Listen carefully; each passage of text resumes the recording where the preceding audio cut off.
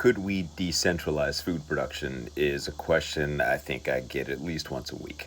So instead of chickens, for example, being produced by just a handful of very large corporations and a fair amount of very large concentrated farms, could it instead be a thing where most people just had a few chickens in their backyard? And to make it a little more clear what that would look like, if we were to replace all the chicken that's produced in the United States now with decentralized backyard chickens, then every household, not every person, every household, and there's about 150-ish million households in the United States, would have to have at any given time about 12-ish broiler chickens at any given time. You'd be in a situation where every family was taking in 6 chicks and sending out 6 grown broiler chickens for slaughter every month. Now, people usually want to know about this for one of two reasons. One, they want to know, is it possible to break up the big corporations that control food? And second, they want to know, would it be possible to sustain meat production in a kind of apocalyptic deindustrialization kind of scenario? And the answer to both is no. In the first case, where industrial supply chains do still exist, so you can have your galvanized feeders and your electric bulbs for brooding and all the plastics and electronics and metal and stuff that you need to be able to run your thing, it would be so environmentally taxing that it would immediately become unsustainable. When you shrink down the scale of the individual farms, then that means that each individual farm is less efficient. It consumes more resources. The chickens consume more resources per chicken produced. In the second scenario, the one where industrial supply chains break down, the issue becomes cultural. We are not culturally prepared to engage in the kind of cooperation that would be necessary to do what we're talking about for 150 million households to do this and coordinate it and make it work.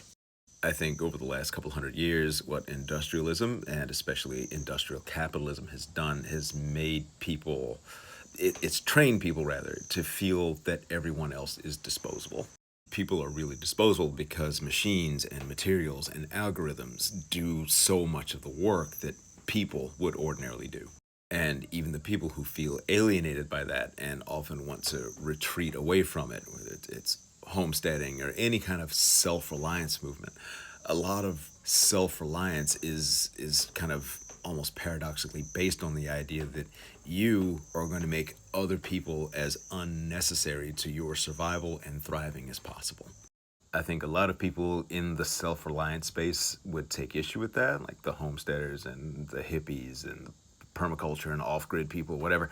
I think they'd say that we're not looking to make people disposable. We're specifically looking for community, for people to be in community with, who are like us and share our values and blah, blah, blah. And that's all well and good, but you see what you're kind of doing there is you're looking to winnow down the great mass of humanity to people who are remarkably similar to you.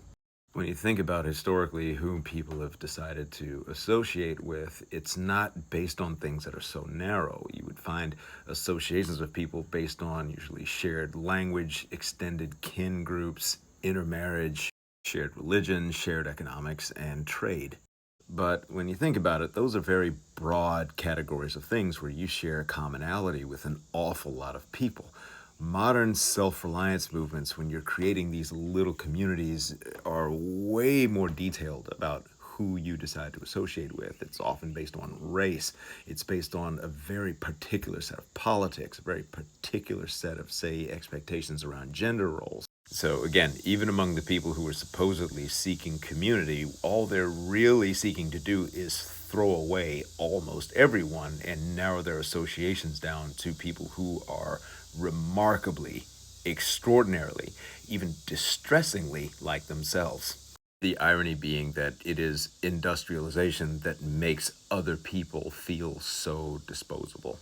So, when it comes to a society that no longer has industrialized supply chains because of climate change or solar flare or whatever, we are not going to have the toolkit required for all of us in this country, despite the fact that we pretty much all speak the same language and have a lot of shared cultural experiences that would normally lend us to being a tribe together. The past has done too much of its work in cleaving us apart from each other and making us too individualistic. We're not going to have the tools and the emotional capacity and the patterns necessary to figure out how to cooperate with so many other people at that scale.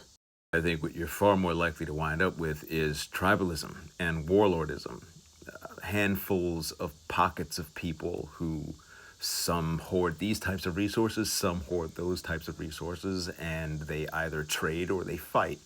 If history is any guide, there will be at least as much fighting as there is trading, so we would have to prepare for a very, very violent future.